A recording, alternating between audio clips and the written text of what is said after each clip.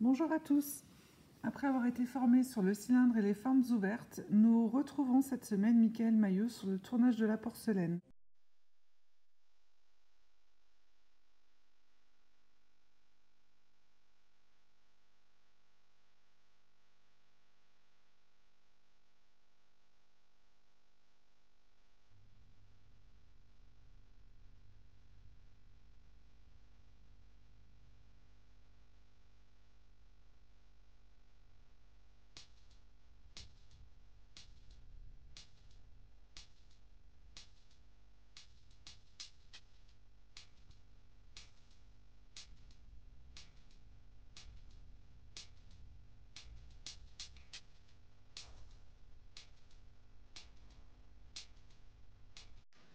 Alors Michael, est-ce que tu peux nous expliquer pourquoi la porcelaine est considérée comme une pâte et pas comme une terre?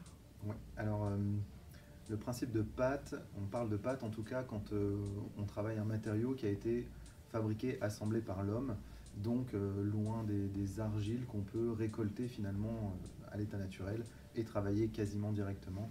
Euh, Il y a un petit travail qui peut se faire pour préparer l'argile qu'on récolte, mais en tout cas une pâte c'est assemblé par l'homme. Mes mains vont se rejoindre et je represse de nouveau. Je vais vers l'avant, je reviens, je ramène les cornes, mes mains se rejoignent, je presse de nouveau.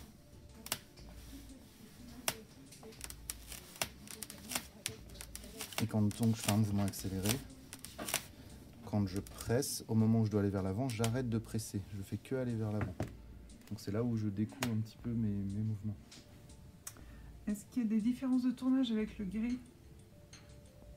Donc entre le grès et la porcelaine, au niveau du tournage, on va avoir les mêmes principes fondamentaux, puisqu'on est sur le même outil, donc la gestuelle va être proche, la mécanique de tournage va être assez similaire.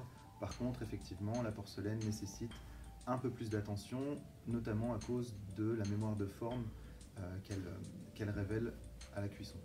Par rapport aux cuissons, les températures sont plus élevées que le grès, j'imagine, et puis il y a plus de risques de déformation aussi que le grès.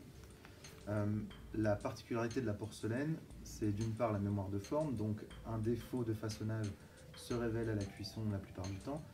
Euh, Ça c'est plutôt dans les points négatifs. Dans les points positifs, on a la possibilité de translucidité de la matière, donc de pouvoir laisser passer la lumière.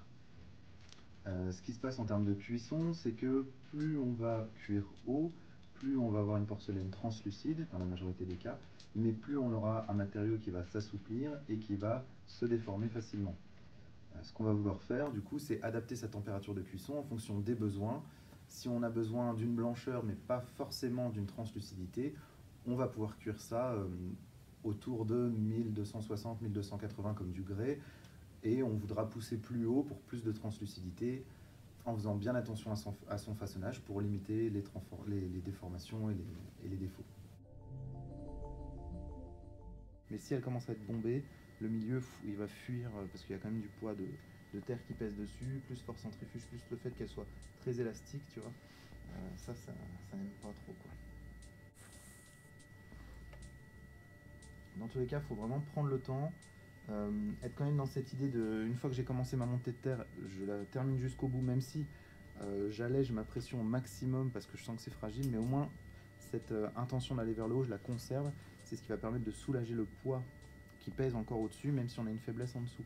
Donc même si on sent que ça commence à vriller, on peut relâcher un peu la pression, mais quand même on continue jusqu'au bout.